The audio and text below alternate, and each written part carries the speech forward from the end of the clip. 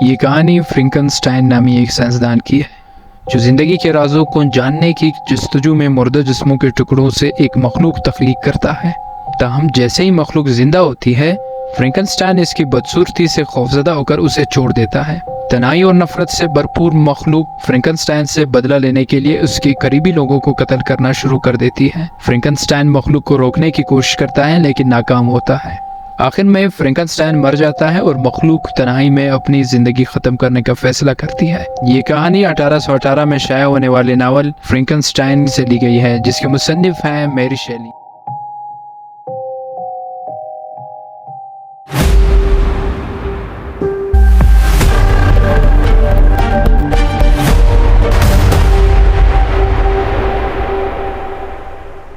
انسانی تاریخ میں پہلی دفعہ ایسا ہوا ہے کہ اب ہم ایک ایسی چیز ایجاد کر رہے ہیں جو ایک نیا آئیڈیا کریٹ کر سکتی ہے، حتیٰ کہ ایک نیا مذہب بھی کریٹ کر سکتی ہے۔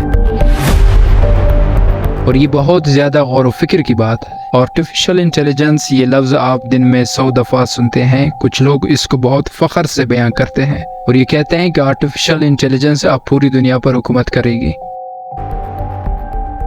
وہ لوگ جن کا تعلق کمپیوٹر سے ہیں وہ یہ کہتے ہیں کہ اگر آپ نے آرٹیفیشل انٹیلیجنس نہیں سیکھی تو آپ پیچھے رہ جائیں گے۔ کسی بھی ٹیکنالوجی میں آپ ترقی نہیں کر سکتے۔ اگر آپ گھریلو خاتون بھی ہیں تب بھی آپ کو آرٹیفیشل انٹیلیجنس آنی چاہیے۔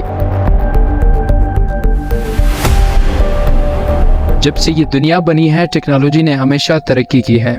جب پہیہ ایجاد ہوا تھا تو لوگوں نے ضرور سوچا ہوگا کہ ٹیکنالوجی نے بہت ترقی کر لی ہے، کیونکہ جب 10 آدمی اپنے سر پر ایک پٹا رکھ کر اناج لے کے جاتے ہوں گے اور اس کے بعد 2 پہیے لگا کر ایک ریڑھی بنائی گئی ہوگی تو اس دن پوری دنیا میں ایک جشن کا دن ہوگا۔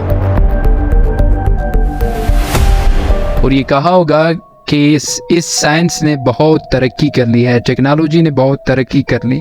جب اور ایجادات آئیں، پہلی دفعہ بجلی کا پتہ لگا، جب پہلی دفعہ بلب جلا، تو پوری دنیا نے کہا ہوگا کہ سائنس اینڈ ٹیکنالوجی نے بہت ترقی کی ہے۔ جب مارکونی نے پہاڑ کے ایک کونے سے دوسرے کونے تک آواز کو پہنچایا اور ٹیلی فون کا آغاز ہوا تو اس دن دنیا نے سمجھا ہوگا کہ سائنس نے بہت ترقی کر لی۔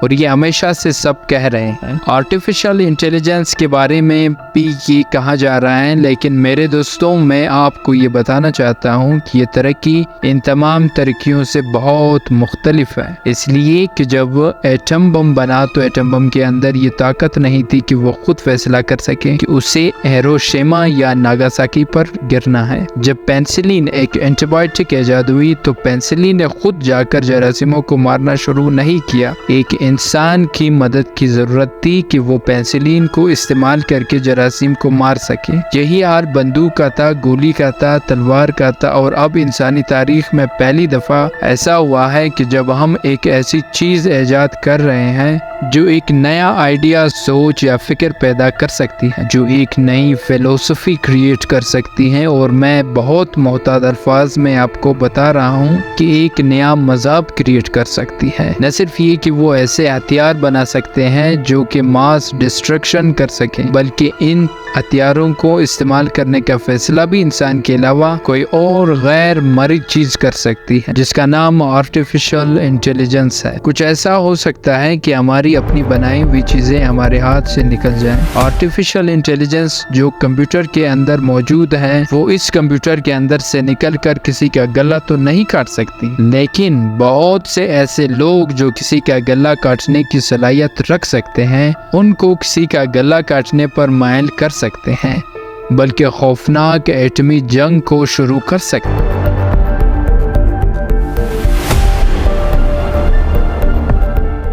اس وقت بھی دنیا میں مالیاتی نظام اتنا کمپلیکس اور پیچیدہ ہے کہ یہ بات پوری ذمہ داری سے کہی جا سکتی ہے کہ شاید دنیا میں 10% بھی ایسے لوگ نہ ہوں جن کو پوری طرح سے دنیا کے اکنامک نظام کا پتہ ہو، اور یہ بات کہی جا رہی ہے کہ اگلے 5 یا 10 سالوں میں پوری دنیا میں شاید ایک بھی انسان ایسا نہ ہو جس کو دنیا کے مالیاتی نظام کا پتہ ہو۔ جو مالیاتی نظام کا ایڈ ہے اس کو بھی آرٹیفیشل انٹیلیجنس کے ذریعے سے ایک ای میل آئے گا جو اس کو آرڈر دے گا کہ آپ یہ والا کام کر دیں یا آپ سود کی شرح کو بڑھا دیں تو اس سے یہ ہوگا وہ ہوگا وغیرہ وغیرہ، یہ سرحدیں بے معنی ہو جائیں گی۔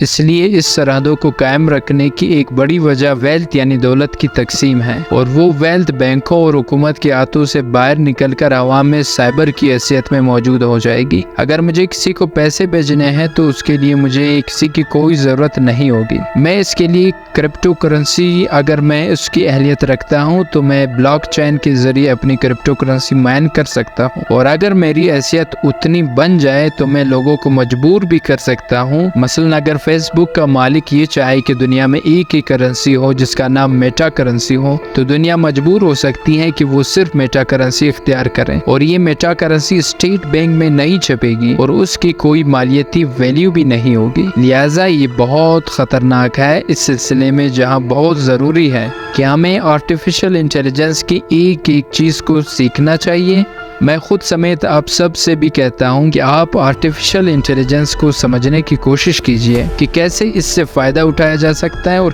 کیسے اس کے مضر اثرات سے بچا جا سکتا ہے۔ اب ترقی ہمارے انسان ہونے پر بھی سمجھوتا کر سکتی، یعنی اب تک انسان نے جو بھی ترقی کی ہے وہ اصل میں میٹر یا مادہ کی ترقی ہوئی ہے۔ مثلا جب جہاز بنا تو لوہے کی ترقی ہوئی جو کہ ہوا میں نہیں اڑ سکتا تھا، مگر اب ہوا میں اڑ سکتا ہے۔ لیکن اب انسان اپنی ذہانت کو زیادہ کرنا چاہتا ہے، لہٰذا اس سلسلے میں ہم سب کو بہت ذہانت کے ساتھ اور بہت ہی توجہ کے ساتھ اس حقیقت کو ڈسکس کرنا ہے اور عالمی سطح پر یہ دیکھنا ہے کہ کس طریقے سے ایک مضبوط قانون کے تحت آرٹیفیشل انٹیلیجنس کے استعمال کو کنٹرول کیا جا سکتا ہے۔ کہیں ایسا نہ ہو یہ فرینکنسٹائن مانسٹر بن جائے اور ایک ایسی بلا بن جائے جو ہمیں خود کھا جائے۔